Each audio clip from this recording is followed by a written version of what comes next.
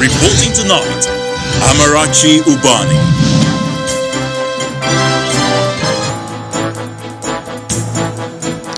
Tonight, National Assembly approves over 900 billion naira as supplementary budget for the 2021 fiscal year as Senate gives nod to the President's $6 billion loan request.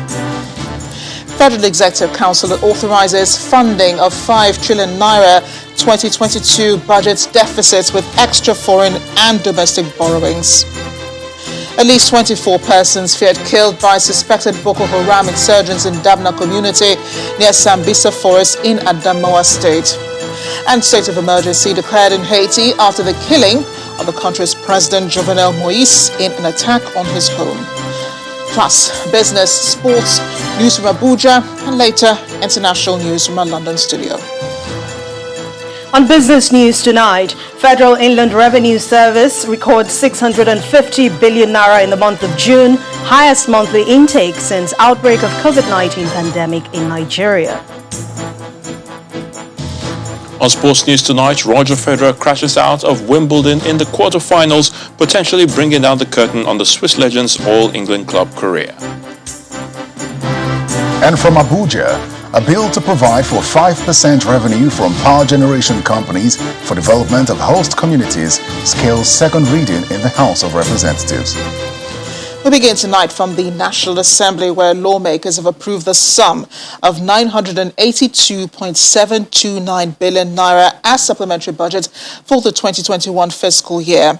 The approved sum represents an upward review of 86.9 billion naira from the initial amount of 895.842 billion naira transmitted to the National Assembly by President Muhammadu Buhari about 2 weeks ago.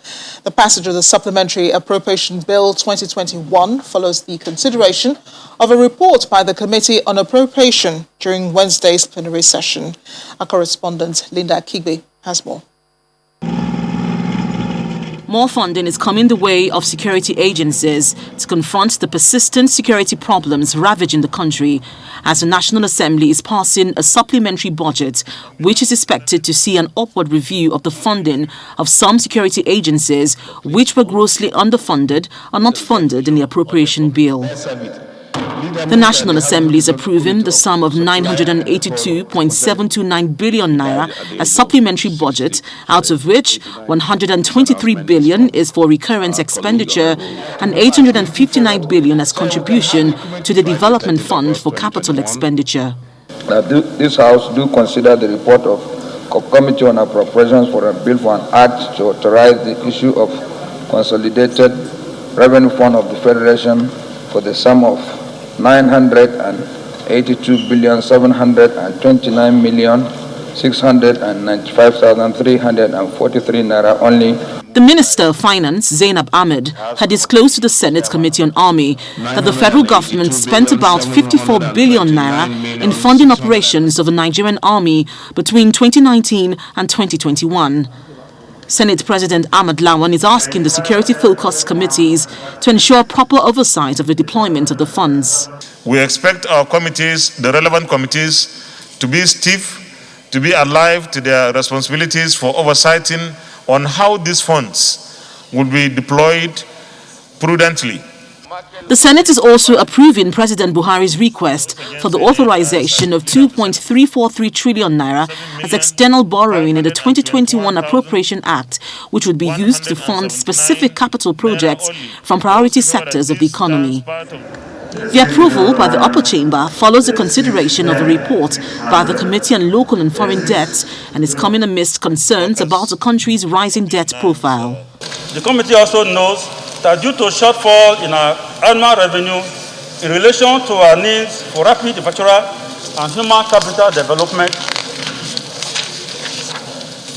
we have had to pass deficit budget every year, requiring us to borrow to finance the deficit in our budget. The new borrowing was calculated at an exchange rate of 379 naira to $1 and is expected to be sourced through the issuance of Eurobond in the international capital markets.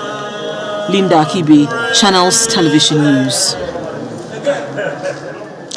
Meanwhile, the Federal Executive Council has authorized funding of a 5.62 trillion naira 2022 budget deficit with extra foreign and domestic borrowings. The Minister of Finance, Budget and National Planning, Mrs. Zainab Ahmed, made the disclosure today after the council meeting presided over by the President, Muhammadu Buhari. Our State House correspondent, Gloria Mizoke, reports. The Federal Executive Council meeting, chaired by President Muhammadu Buhari, considered and approved several memos, including the 2022 to 2024 medium-term expenditure.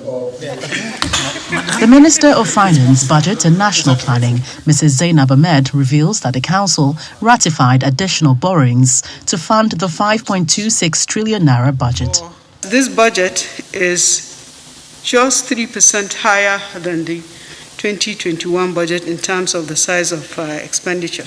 The budget deficit that is projected for 2022 is 5.62 trillion, up from 5.60 trillion in 2022. This amount represents 3.05% of the estimated GDP, which is slightly above the 3% threshold that is specified in the Fiscal Responsibility Act.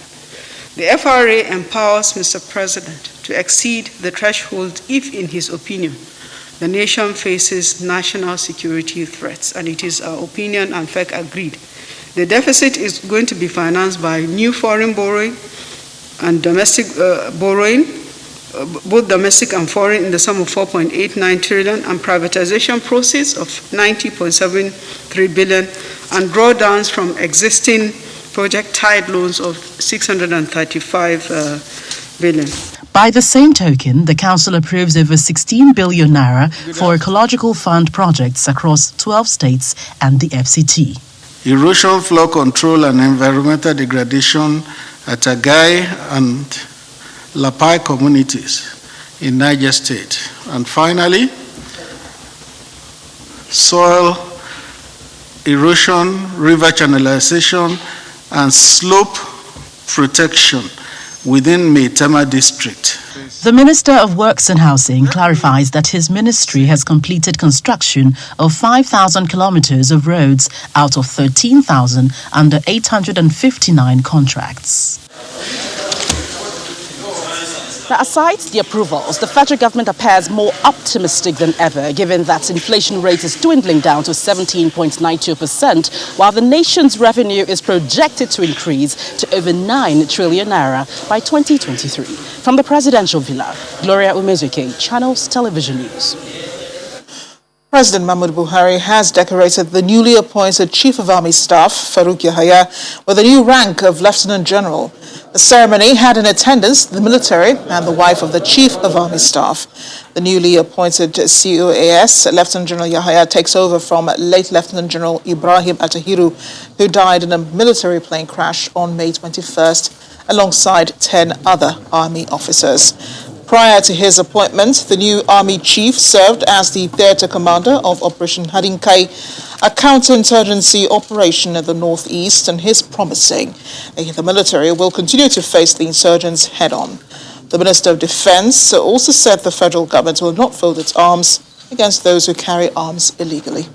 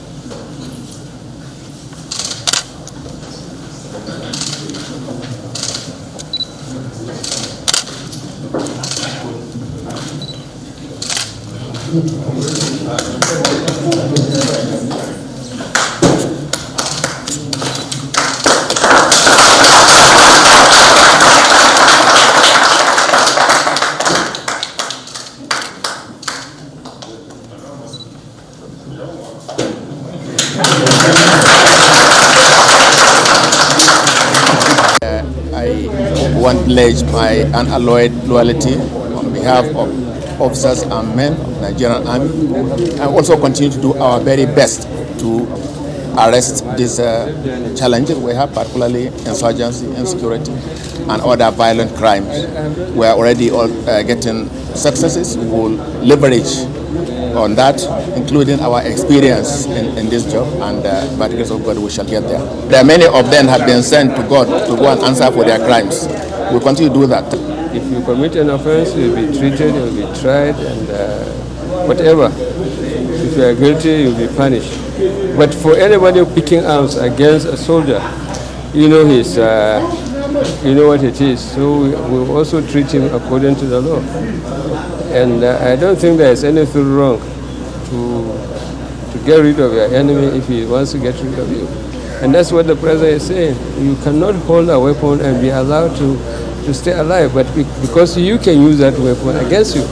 So we use the weapons against you, and that's what we are doing. And hopefully we are getting a lot of them to understand the Latin language, because we are following humanitarian situations and all this thing. But still, we are not being acknowledged. So now we want to do the right thing.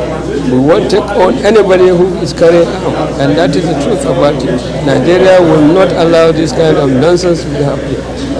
That's our message. Staying with security matters, no fewer than 24 persons are feared killed by gunmen suspected to be Boko Haram insurgents in Dabna community, which is about 30 minutes from Madagali to the end of the Sambisa forest in Adamawa state. The gunmen are said to have invaded the community early this morning, shooting sporadically and setting houses and shops ablaze, leaving residents scampering for safety in the nearby bushes. According to some residents, the gunmen proceeded to Kinging, a neighboring community where they operated until around 1:20 p.m., forcing residents to abandon their homes for safety. Sources say security operatives, including the Army, Air Force, and the police, have been drafted to the area to restore law and order. But the Army Public Relations Officer, 23 Brigade Yola, declined comments to Channels Television when contacted by our correspondent.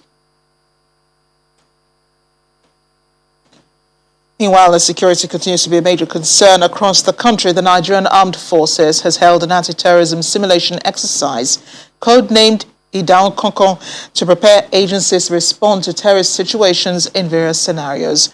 The joint exercise is to build better synergy among ministries, departments, and agencies responsible for the rescue of victims and apprehension of terrorists. Our correspondent, Keila Megwa, reports.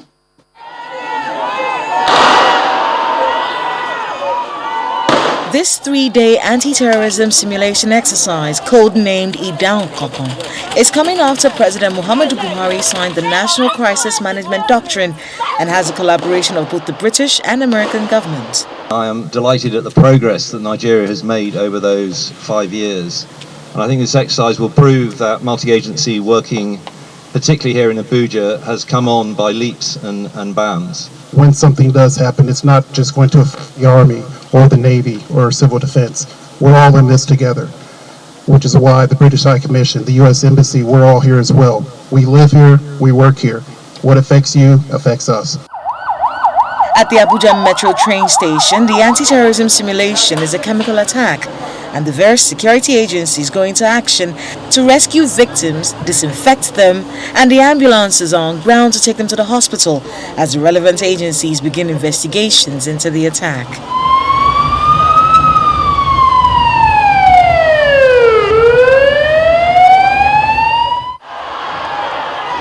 The Moshood Abiola Stadium is venue for another anti-terrorism simulation, and this time the terrorists have attacked spectators at a football match.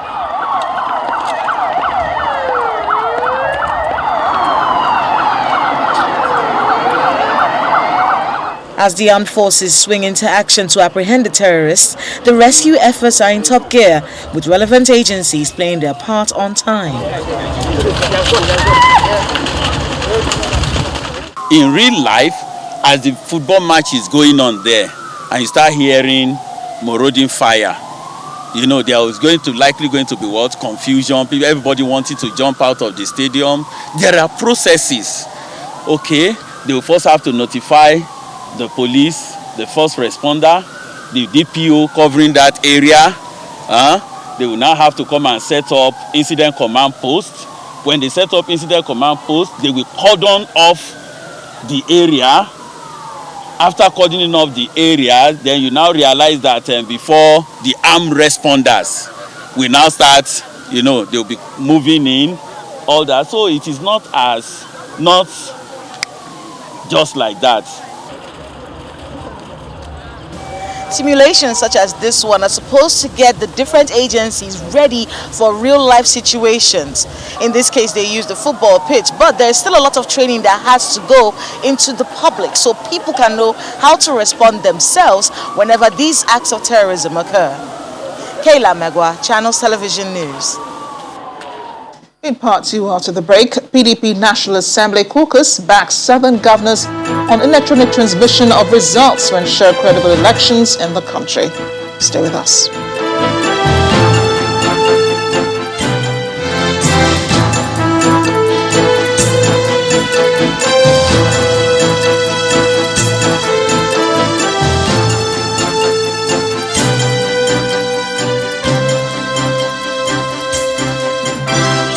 If you just joined us, you're watching the news at 10 live on Channels Television Lagos. A reminder of our top stories. National Assembly approves over 900 billion naira as supplementary budget for the 2021 fiscal year, as Senate gives nod to the President's $6 billion loan request. Federal Executive Council authorizes funding of 5 trillion naira 2022 budget deficits with extra foreign and domestic borrowings. At least 24 persons feared killed by suspected Boko Haram insurgents in Dabna community near Sambisa Forest in Adamawa State. And state of emergency declared in Haiti after the killing of the country's president, Jovenel Moïse, in an attack on his home.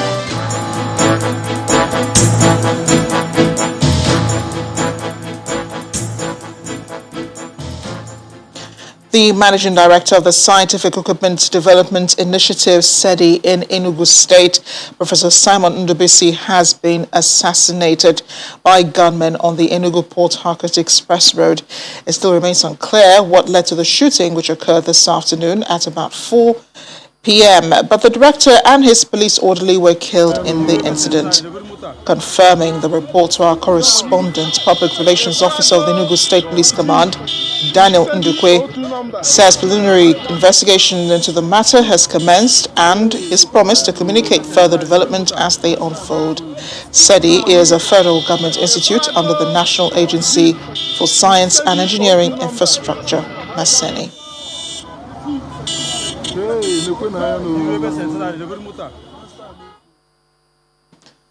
To the lawmakers now, the joint caucus of the opposition PDP in the National Assembly has been reacting to the resolution of the Southern Governors Forum on electronic transmission of election results, state police and other decisions reached during the meeting in Lagos on Monday.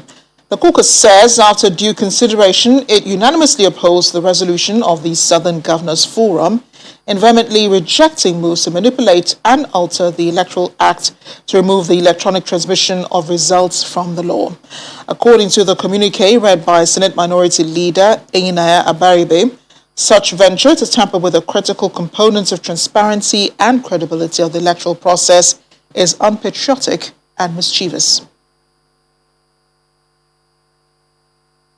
The joint PDP National Assembly caucus unanimously upholds the resolution of the Southern Governors Forum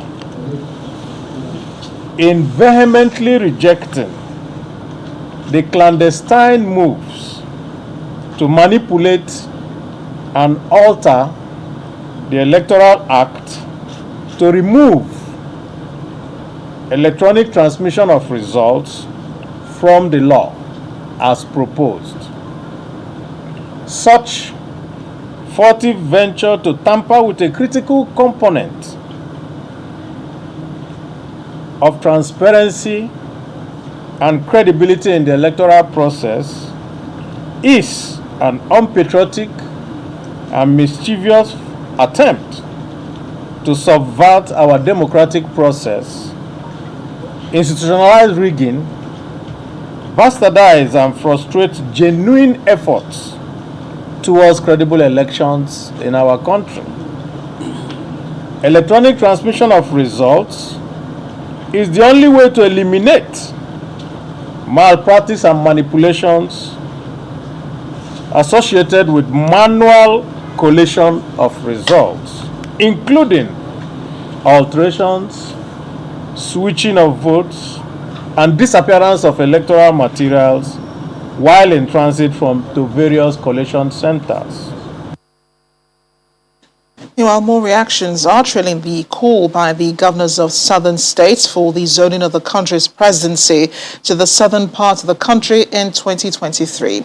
The latest reaction to the resolution is from the governor of Taraba State, Darius Ishaku, who believes the decision of his party will supersede his personal opinion as he supports regional rotation of presidency in the country. But the Director of Publicity and Advocacy of the Northern Elders Forum, Hakeem Baba Ahmed, argues that the governors cannot just decide for Nigerians after sitting for 5 hours, noting that the decision is an attempt to create a regional president. Both men featured separately on our breakfast program, Sunrise Daily, and current affairs program, Politics Today.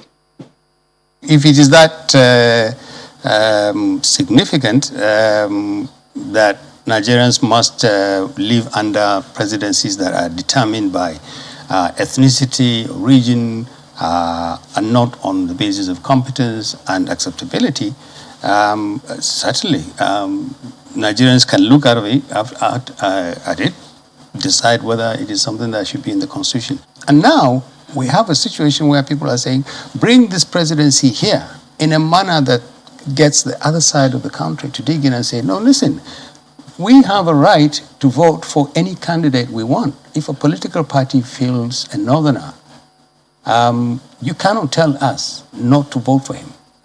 You cannot tell all parties to field southern candidates because governors sit for 4 or 5 hours in 5 hours meeting and then say, bring the presidency here.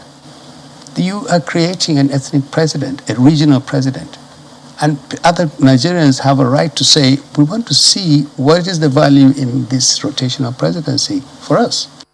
If today my party presents a southern candidate, I will vote for him. So it depends on the party. I wish it will be a general rule of the term that, okay, after 8 years, we shift from north to south. After 8 years, we shift from south to north. If we can be doing that, I think in some manner and sense, it will bring credibility and balance in the polity. But we should not say, oh, presidency must be here or there. We will mature into a level like they are in the US. They don't care where the presidency comes from. Even a black man from Africa has gone and has been the president. That is a level of maturity. They have matured into it. We have not yet. So we may have to be doing the balancing to be able to get to a maturity state. Let's get more now on the news at 10 from our Abuja studio, where Terry Ikumi is sitting by. Hi, Terry. Great to see you. Hello, Amarachi. We begin from the National Assembly. A bill to amend the Power Sector Reform Act to provide for 5% of revenue from power generation is to be reserved for development. It has scaled second reading in the House of Representatives. The bill, if passed, will mandate generation companies to set up a trust fund for development of their host communities. Meanwhile, a bill requiring judges to get 2/3 support of lawyers at local level for appointment was stepped down after it was opposed by lawmakers. To move our security forward. It's the second plenary session of the week in the House of Representatives. Lawmakers consider a bill similar to that of the Petroleum Industry Bill with regards to host communities. They want 5% of the revenue from electricity generation companies to be set aside for development of host communities. What I'm trying to do, sir, is to ensure, put a regulatory framework or a law to mandate them to set up a trust fund as is done in the PIB to cater for the degradation, the social economic impact that the activities of these operating companies are conducting in those areas, sir. The bill scales second reading and is referred to the Committee on Power. Mr. Speaker, honorable colleagues, A bill for an act to alter the Constitution to provide for additional process of selecting a judge is presented before the House for second reading. The bill, however, does not get the support of the lawmakers, prompting the sponsor to step it down. We are trying to, he talked about corruption, we are trying to make sure that there's no corrupt judge anywhere.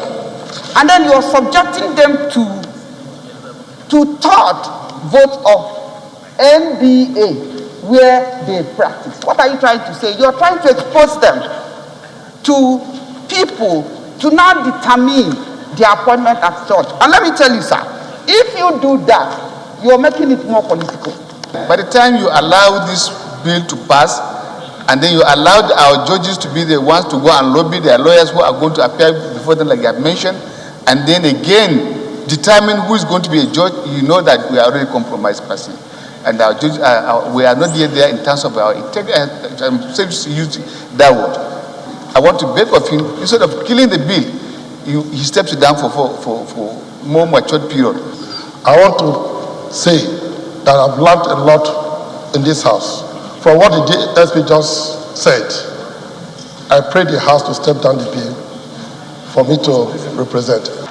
Meanwhile, another member of the People's Democratic Party, Jonathan Gaza from Nasarawa State, has defected to the All Progressives Congress, bringing the number of PDP decampees to 7 in the past week. When the news at 10 returns, Federal Inland Revenue Services records 650 billion naira in June, highest monthly intake since outbreak of COVID-19 pandemic in the country. 13 Business News. Join us again.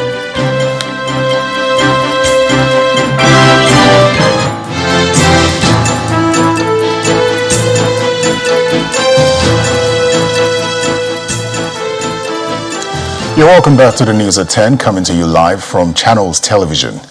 Justice Taiwo Taiwo of the Federal High Court Abuja has ruled that the former Minister of Finance, Kemi Adeosun, was ineligible for National Youth Service Program. According to the ruling, she was not supposed to present herself for the service as at the time of graduation, because under the 1979 Constitution, which was in force at that time, she was not a Nigerian citizen, either at her graduation or when she turned 30. The court further held that the Constitution does not require her to present her first degree certificate or any other one, including the NYSC certificate, to be appointed a minister.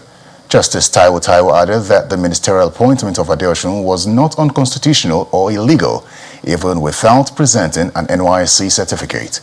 The former minister graduated from the University of East London in 1989.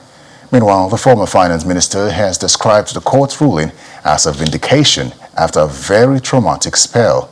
She says it is not only a personal victory, but also a victory for many Nigerians in the diaspora under similar conditions who are desirous to serve their country. In continuation of the New Rivers vision of the Wike-led administration, the state government has flagged off the construction of a modern government house jetty in Port Harcourt, the state capital. Governor Wike, who says he is unhappy with the location of the project, says ethnicity cripples development. He, however, promises to deploy more resources to develop the state. The flag-off of the reconstruction was performed by the state chairman of the PDP, who commended the governor for his leadership style. Determined to upgrade infrastructure developments in River State, Governor Nyesom Wike is at the Marine Bay's waterfront. His mission is to flag off the reconstruction of the Government House jetty. This project is going to have a landing jetty with apron, and it's going to have a 170-meter reinforced concrete shoreline protection. The choice of reinforced concrete piles is because if we use sheet piles, steel sheet piles, even if it is cathodically protected, over time oxidation actions will cause it to corrode. The special guest, who is the PDP chairman in River State, says Governor Nyesom Wike has demonstrated honesty in fulfilling his social contract with the people. We are at the Government House Marine Jetty, an addition you have made to all the features in Government House. And this is one jetty that defines the amphibious nature of our state. Thank you for even the promise to ensure that a proper road leads to this environment. Despite the exciting atmosphere, Governor Nyesom Wike is unhappy. He is disappointed with the level of underdevelopment of the area, partly attributed to the attitude to some residents in this area. If we have a place like this, do you know how many people would like to come to River State? Assuming today, we're talking about tourism. And how can you say there should be a tourist area when you have all these shanties? Let me say it. I don't care what anybody wants to say. Nobody will set River State backward. Nobody. I'm going to discuss with those who are here. We must find a way to do it. For the people of River State, it is expected that the projects, when completed, will improve the tourism potential of the state and generate employment for the youths. It is an evening of merriment as the people of Nri Kingdom in Anocha local government area of Anambra State confer the traditional title of Onyeze on Intercontinental Live Beer, a special beer brand from Nigerian Breweries PLC. Speaking at the event, which was put together by Nigerian Breweries PLC, the Manager of Corporate Affairs in charge of Southeast Region, Mrs. Joy Odogwegolum, says the endorsement of the beer as the best brand in the region is a testimony of the excellent relationship and the consolidation of its popularity. It is the festival of Onwagu, and all roads lead to the ancient Nri Kingdom, a community in Anocha local government area of Anambra State. This ceremony precedes the New Yam Festival, and for Nigeria Breweries PLC, this is the time to take the relationship with the people of the Southeast to a new level, with the conferment of the traditional title of Onyeze on Life Lager Beer, based on public affirmation of its status as the best brand for the Southeast region. Thank you. His Royal Majesty, Mayor Oganiru Okobe. The President General of Nri Community, as well as the Regional Business Manager of Nnewi Region, are on hand to welcome guests made up of traditional rulers, traditional prime ministers, and other royalties to the event. Nri Kingdom, as you know, is the ancient kingdom, the origin of the Igbo culture and tradition. So today, Nri Kingdom has identified live beer as the beer of the future. As the excitement of the occasion continues, the Manager, Corporate Affairs in charge of Southeast, sheds light on what the event means to Nigeria Breweries PLC. On behalf of Nigeria Breweries PLC, I thank each and every one of you that has found it worthy to join us today as we solidify our position in the Eastern region and of course beyond. As the event winds down, more encomiums are showered on the latest king of beer. We're here at Nri, the cradle of the Igbo land, to actually accept the endorsement of Life Lager Beer as Maya Oganiru, cementing our position as the beer for progress. One obvious fact that emerged from this event is that the bond between the Nri people and the Life Continental beer is indeed very strong, as they say the drink will continue to be part of their lives. Well, that's all from the nation's capital. Now to Anne Waudu for business news.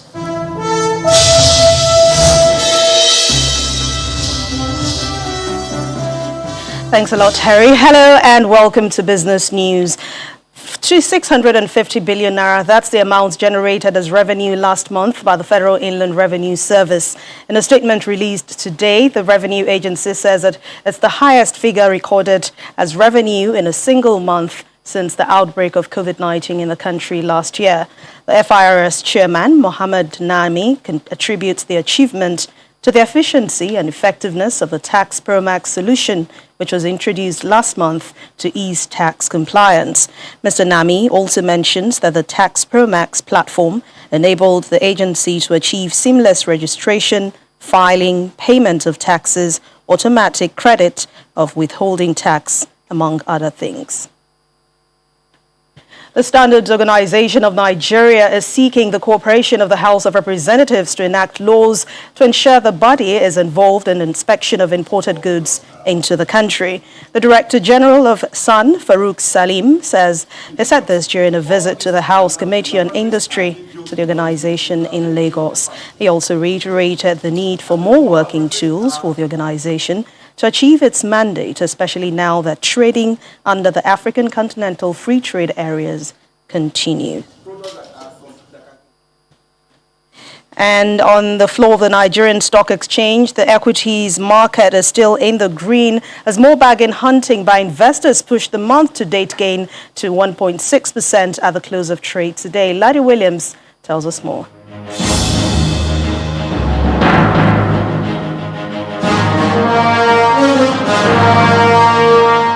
Hello and welcome to the Stock Market Report. I'm Ladi Williams. An additional 44 billion naira is added to the total value of listed equities, and the stock market maintains a positive posture for a fourth consecutive session in a new month. And this comes as investors extended bargain hunting for some fundamentally sound stocks, such as GlaxoSmithKline, Zenith Bank, Lafarge, Owando, and 18 others on the NGX, and these helped push the oil share deeper into the 38,000 level by a 0.22% increase. Now let's take a look at the activity chart. Our volume of shares transactions remain impressive, this time significantly higher in contrast to Tuesday's session, as nearly 300 million shares exchanged hands in over 4,000 deals. For now, we can say the bull is having a good time at the local bourse, and we can only be hopeful that the trend continues for the rest of the week. And that's the Stock Market Report. I'm Ladi Williams. It's back to you.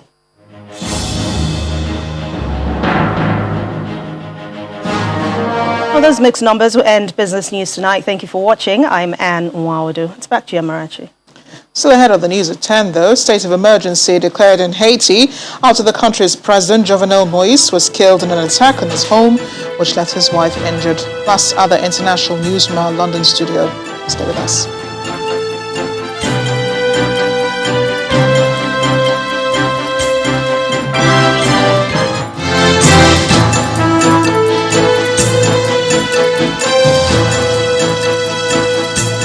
Welcome back to the news at 10. A building housing shops and residential apartments at the Ladipo area of Oshodi in Lagos has been gutted by a fire.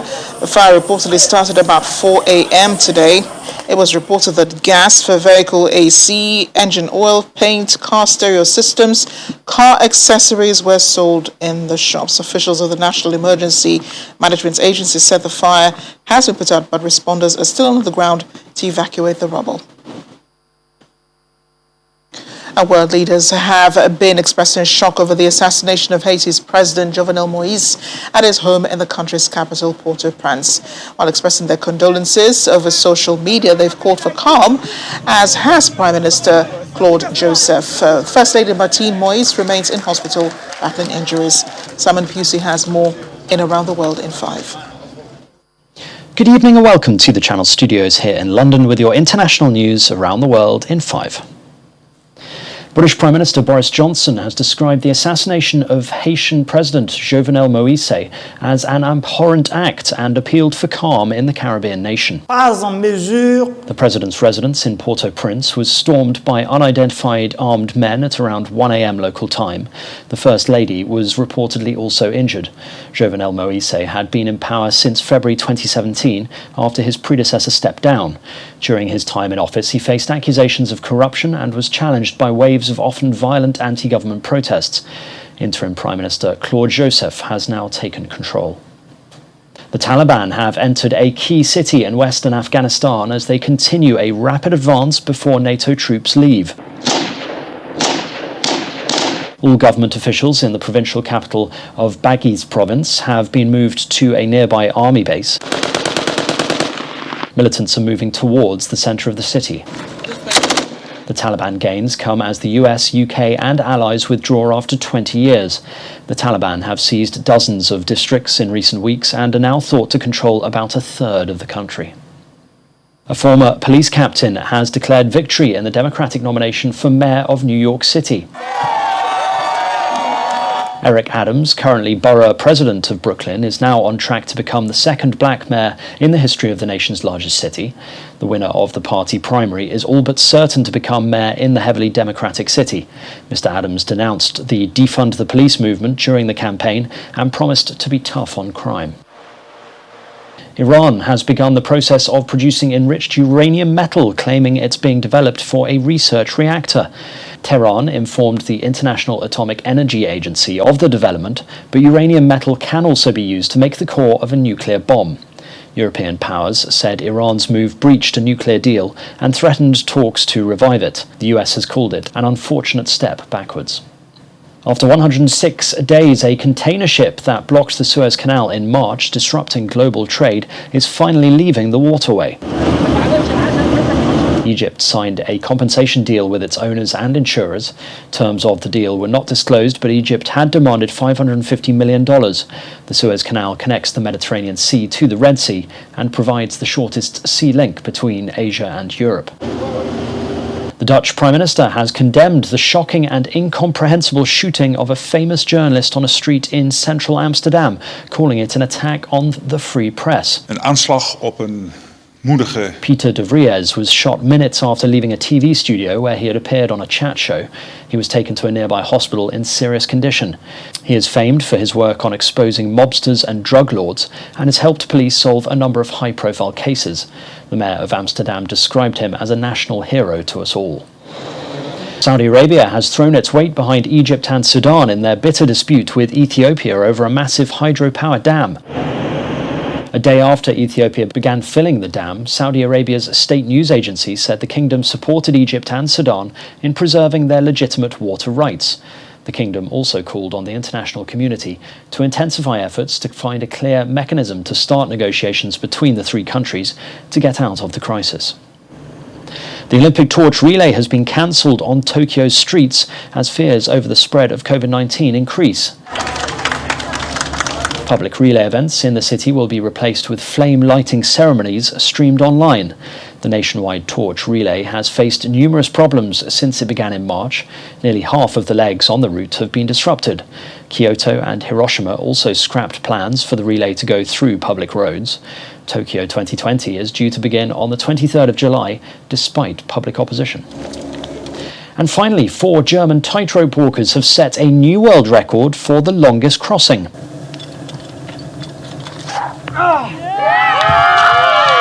The new world record stands at 2,130 metres at a height of 600 metres in Laporten, a U-shaped valley in Swedish Lapland. Highlining is a team sport and a world record is shared among those taking part in a particular project, including those rigging the rope. At this time of year, the sun never sets, giving the highliners plenty of time to break the record. And that's your international news around the world in 5. Now back to the Channel Studios in Lagos.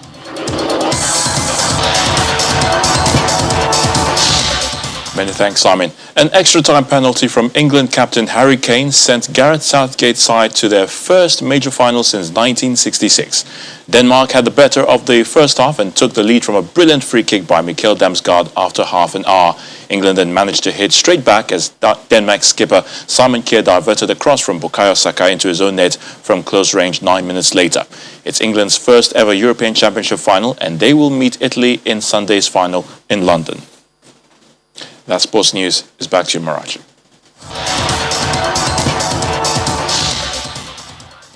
Thanks a lot, Ayatunde. And the main news again.